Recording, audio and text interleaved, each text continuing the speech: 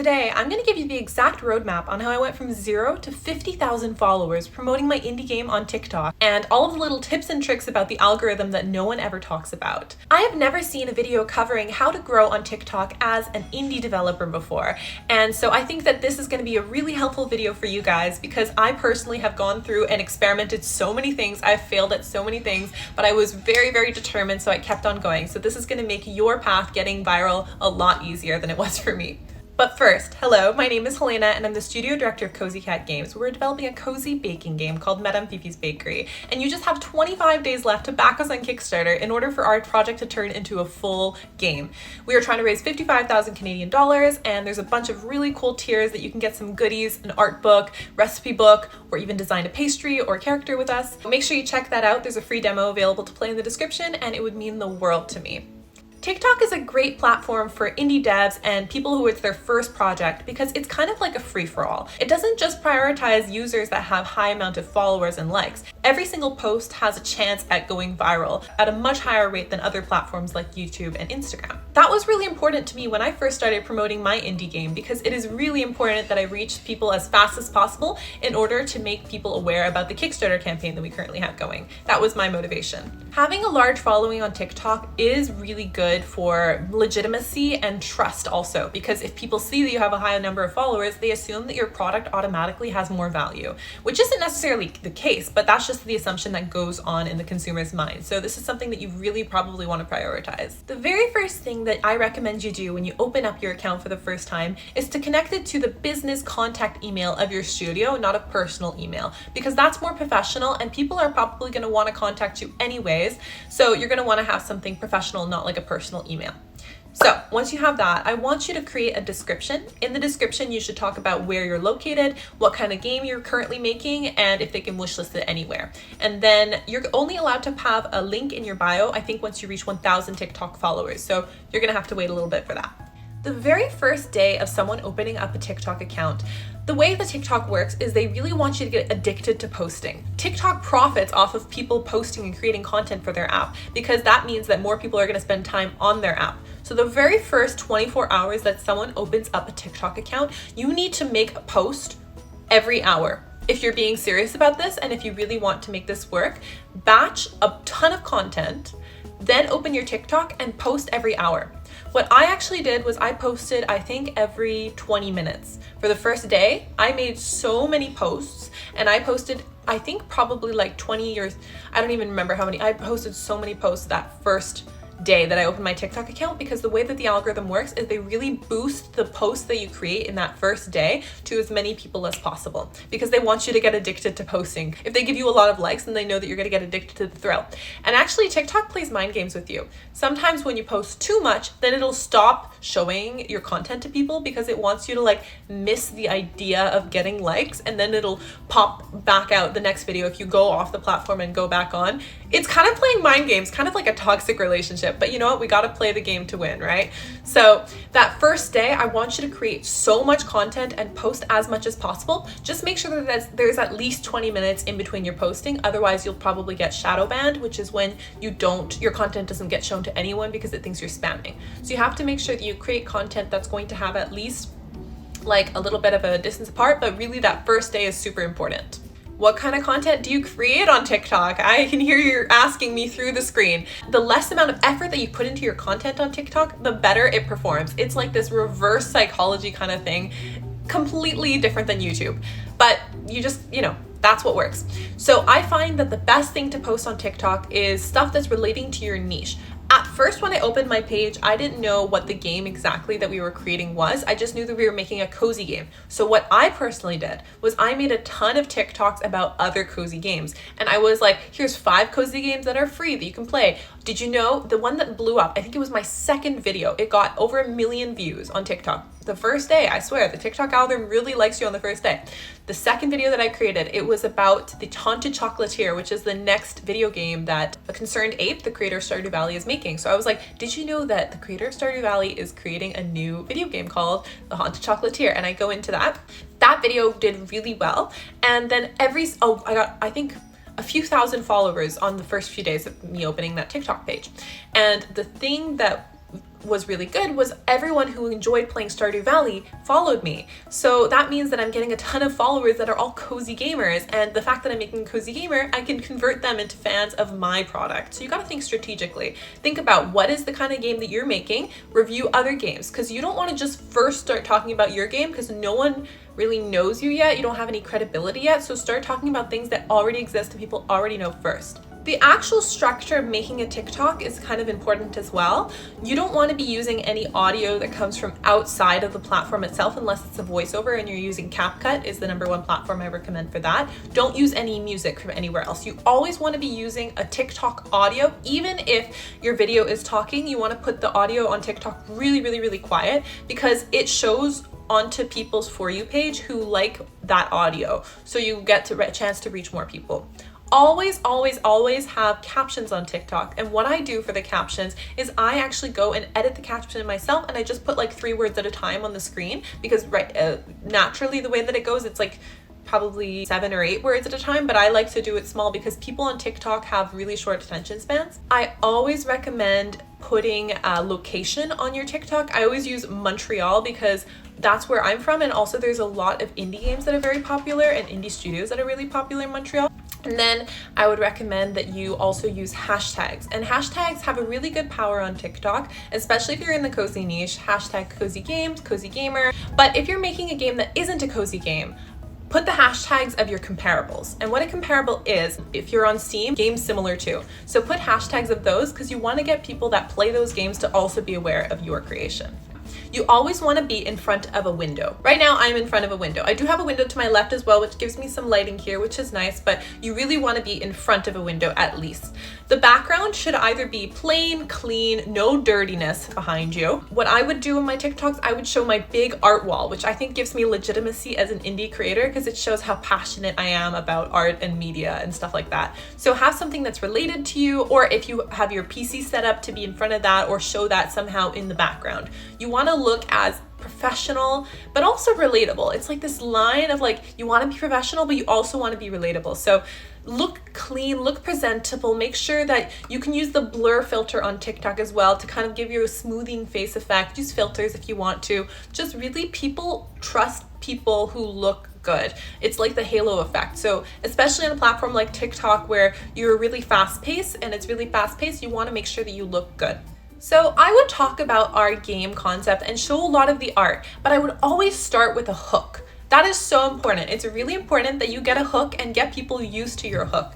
I would try out a few different things. So the first thing that I did was, I'm developing an indie game. That's a good one, it works. And then you start talking about it. I would say, I'm developing an indie game and here are the basics. One other thing that I said was, me and 3 of my girlfriends are developing an indie game because I wanted to stress the fact that we're an all-female studio. However, that did get interpreted as I'm in a polyamorous relationship with 3 other women. So sometimes you can go through some of these things, but you know what? It gave us more engagement in comments because people are like, 3 girlfriends? I can't even get 1. So that was funny for me. But you can also do, if you're an artist, we need your help. And if you're a baker, we need your help. Those were big things for me that really was what made me successful. I created, if you're a baker, we need your help. We're developing a cozy baking game, and these are some of the cute animals that come to your bakery. However, we are looking for more pastries, and I would show some of the pastries that we've already been developing. We want some more pastries to include in the bakery. So whatever part of the world you're from, can you comment below what pastry would be good to include in the game? A pastry that we haven't heard about before. That was kind of the idea of the TikTok, and it goes on for about a minute. So if your TikTok goes for like a minute or more and people like it, the TikTok algorithm loves you because that means you're really keeping people on the app. So I created a way for people to be involved in the development of our game. That's what you want to tap into. People love it when they feel like they're a part of a movement and they're a part of something together with you. So to create that community is what's really going to make you stand out. So I created a space where people from all over the world could tell us about their favorite pastries. And I had so many comments on that video. I don't remember how many likes. I think it was like 100,000, 200,000 likes and like 6,000 comments or something like that. And every time people have a comment that's more than like 3 words long, when they start elaborating, also the algorithm really likes you. So that post went so viral. Then another post that went viral was, here are some of the animals that are going to visit your bakery in our cozy baking game. It's a very, very simple prompt, and it went well as well because people were curious about that. And also, if you create content and you start to go viral, make sure you pump out more content as soon as possible, because then the algorithm is like, this is a winner, this is a winner. And as soon as you start pumping out more content, people are going to remember your face. You're going to ride that wave. And once you stop riding that wave, if you stop posting for a while, the algorithm might forget about you. So it's really a constant grind, but it's so worth it. It really is worth it. Now, the video that really skyrocketed my success was, if you're an artist, we need your help. This was something that I did that I had so much controversy for, but honestly, you're not going to be able to be popular if you can't handle controversy. So I created a contest where it was called the hashtag MFB Customer Challenge, which is Madame Fifi's Bakery Customer. We asked people to design a customer that comes to the bakery. So on TikTok, Art Talk, I think it's called, is super, super popular. People love drawing their OCs, and especially like the furry community love drawing their OCs and sharing them with people, and people really engage with that. So I created a way for people to get directly involved with our development and with our game by creating a customer that they thought would visit the bakery.